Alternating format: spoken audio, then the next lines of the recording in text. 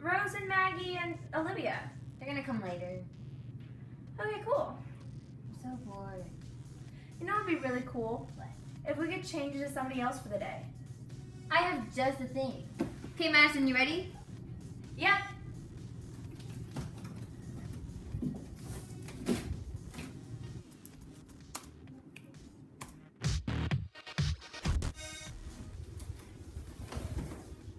Sojourner Truth, 1797 to 1883.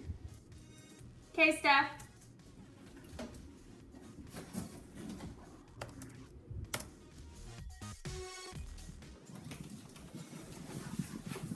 Elizabeth Cady Stanton, 1815 to 1902. Hey, what happened to you guys? Can I try? Okay, we're gonna try. Rose.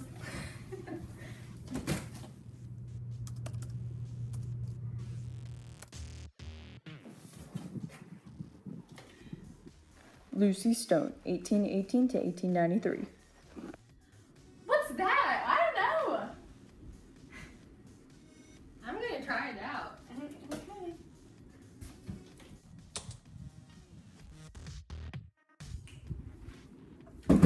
Rose! Lucretia Mott, 1793 to 1880. Hey, I want to try. Oh, shoot.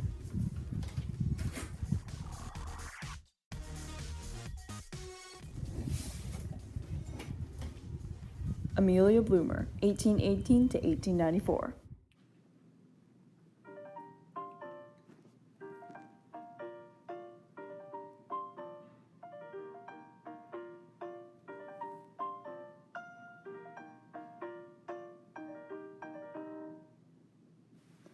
Opposition to slavery and men's domination over women gained more recognition in the 19th century. These 5 women were very influential during this time and were known as abolitionists and women's rights advocates. These women, along with many others, spoke out, organized conventions, and inspired others to do the same. Alright, so guys, ever since we transformed, I want to talk about myself and what Sojourner did. Yeah, me too. Okay. Okay, go ahead. Okay, so what I did, I was a slave and everything, and there was an Emancipation Act, and so my son, who was 5 years old at the time, was illegally sold to an Alabama slaveholder, but that was illegal, and so I sued him and brought him to court, and I was one of the first African American women to win in a case like that. That's so Wow. And That's so, awesome. yeah. Styling. And I also joined Northampton Industry, and that totally supported the broad reform agenda that included women's rights and pacifism.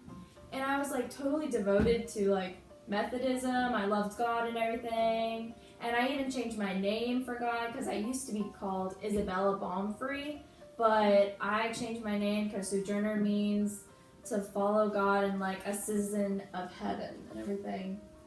So what about you guys? What did y'all do? I was the first woman from Massachusetts to actually graduate from college and earn a degree. But when I graduated, they gave me the honor of writing a speech, but I couldn't deliver it. So that's when I started to protest against women and their right to talk in public and stuff like that. And anyways, that is how I started. And then after that, I delivered many speeches, and not only against men's domination over women, but also against slavery. And I was also the first woman to get married and keep my maiden name. Oh, which is nice, interesting. girl. Wow. Way to go. Great. Well, I married a reformer who's also an abolitionist. He kind of just helped me out. And we went to this convention in London where they did not let me speak out, or they didn't even let me go in. And me and a bunch of other people Lucretia Mott, right? We Nice girl. we were outside and we protested that we couldn't even get in there to, talk about anti-slavery movements. I would have done that too. So terrible. Yep, and then we went back to the U.S., and that's where I formed a Seneca Falls convention. With Oh, I think I was there. women. Oh yeah, I was there with with that. We were all That was there. awesome. That was there. so. Oh, That makes me That was sad. fun. I should have joined. it's fine. No, but I went to the one where you did that great speech. Oh yes, at the Ohio Women's Rights Yeah. Convention where I made that speech Yeah. called "Ain't I a Woman?" Were you two there? I wasn't there. The Ohio. I don't think I No, was so Oh, there. like you guys should Falls. have been. There was a lot of fun. Oh, No, but you but we were did. You were Yeah, at the Seneca first Falls, thing. that was a good one. You were at the first Worcester convention Yes, I where I was. spoke at Yes, that too. yes, Oh, I remember. so like Oh, oh, to make I memories. But at the Seneca Falls convention, I didn't take part in it. I didn't even introduce myself to Elizabeth K. Stanton. No, Lucretia and I, we formed the Declaration of Sentiments with a bunch of other women. Mm-hmm. That's so And cool. it just kind of started out everything. Oh, and Elizabeth, you totally wrote to me about attending the American Equal Rights Convention. Go you. No. Helping each other out. The Declaration of Sentiments that Elizabeth Cady Stanton and I wrote outlined the women's rights to be citizens, and therefore they should have the same rights as men have. And that Definitely. started when Elizabeth and I were at a convention in London, and we weren't allowed to go inside. Yep, remember. Go y'all. You know, I really wasn't a part of the women's right movement at first. No, I was all for the temperance movement, and I was an advocate for that. And then after I met Elizabeth Cady Stanton, she kind of converted me and inspired me to join in y'all's cause. So I did that.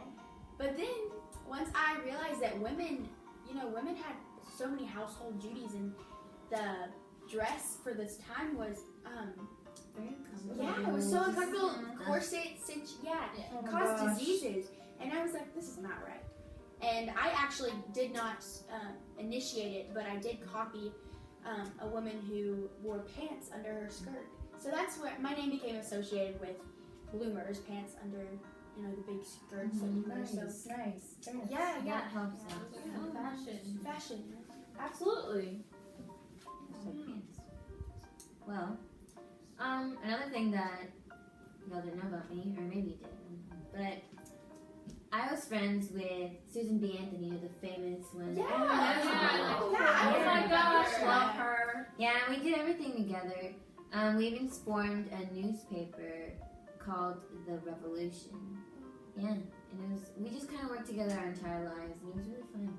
Oh, I did somewhat, kind of like A newspaper. but it's kind of, we called it with my husband and I. We did the Women's Journal. Yeah. Did anybody ever read Yeah, that? I think It's I actually read really that good. one. Yeah. I had a newspaper called The Lily though, and I wrote all about my dress reform, women's rights, temperance. What about it? That's awesome. We just wrote about women's rights in the Women's Journal. Not much. I should have done something about slavery, but I didn't. Well, actually, my memoirs were published in a book called The Narrative of Sojourner Truth, a Northern Slave.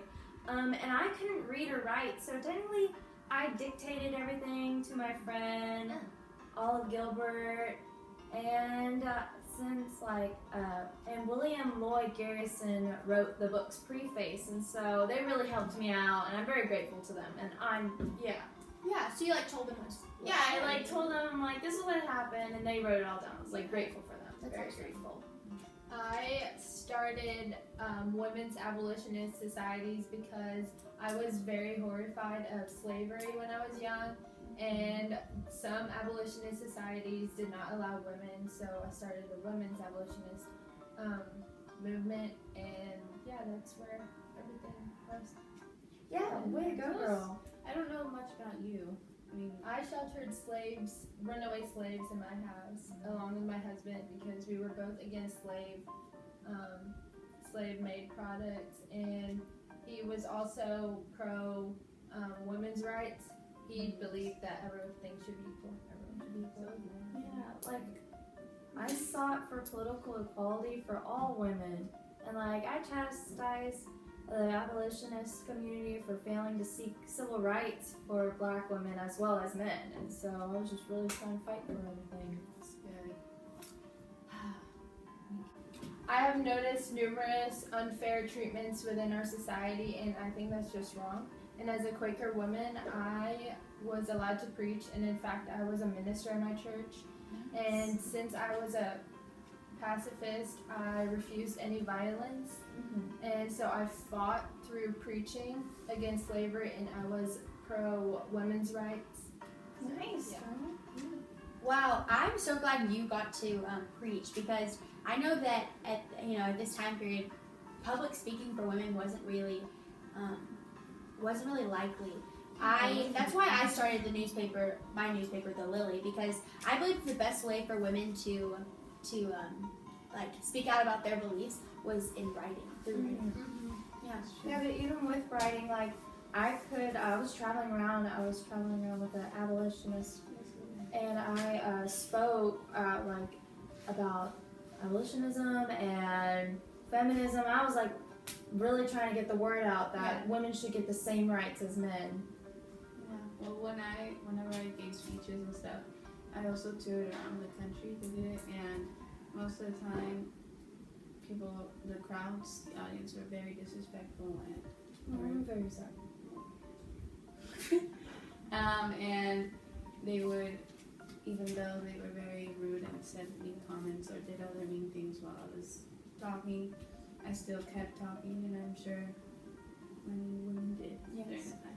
Well, instead of speaking, I spoke a lot, and I tried to speak out against everything about abolition, but also women's rights.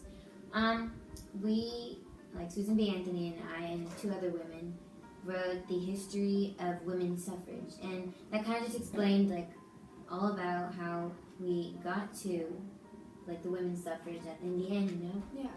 And it was actually a bunch of volumes, and it's about 5,700 pages. So we wrote a lot. Oh yeah. no! Whoa.